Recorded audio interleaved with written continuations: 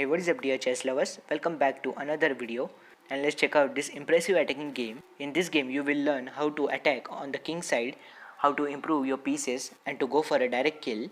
So the opening is English opening, but white opened up with knight f3, knight f6 by black and now c4.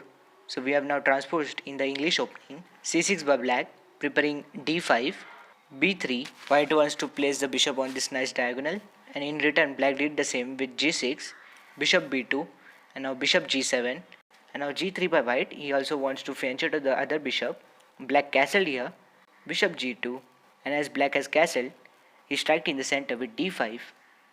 White castled and now knight a6. Here black can play nb d7 but he didn't want to block his bishop, so knight a6 was played in the game. d3 by white, bishop e6 by black, nb d2 by white and now queen c8, rook e1 by white, bishop h3 and now bishop h1, not allowing the trade. Instead it was better to allow the trade and go for this e4 move. In the game we have bishop h1 and now h5 by black, although there is not a threat of h4, but in the future this h5 move can be useful. We have rook c1 by white, flipping the rook, lining the rook with the black queen.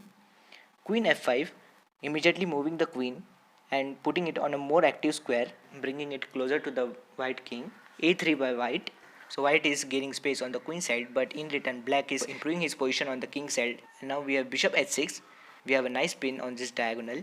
b4 by white and here comes the fourth piece ng4, going more closer to the king.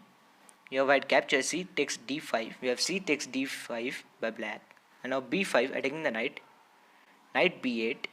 Now white played here rook c5 and in this position black revealed his plan and he played the move knight e3 attacking the queen.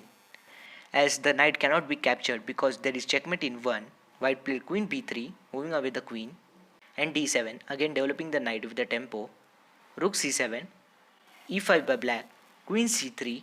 Now black cannot move the e pawn. If he moves the e pawn then queen h8 is a checkmate. After queen c3 black played d4 attacking the queen. The best move for white was to play queen b3 again, but in the game white played knight takes d4. His idea was that if e cross d4 then white can play queen takes d4 threatening checkmate on h8. Black saves the checkmate threat with f6. He can play f cross e3 and he is fine in this position, but this knight cross d4 is a blunder and it is black to play. What would you play if you had black pieces? Congrats if you found the mating sequence from here.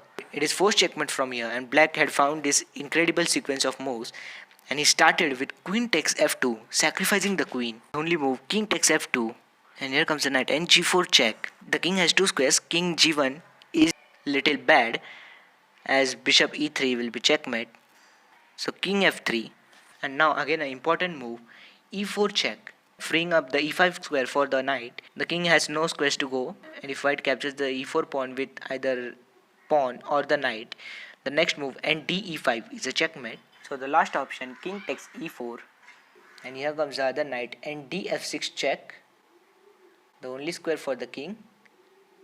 King f3, knight e5 check, king f2 and now knight fg4 check, king g1 and the final move bishop e3.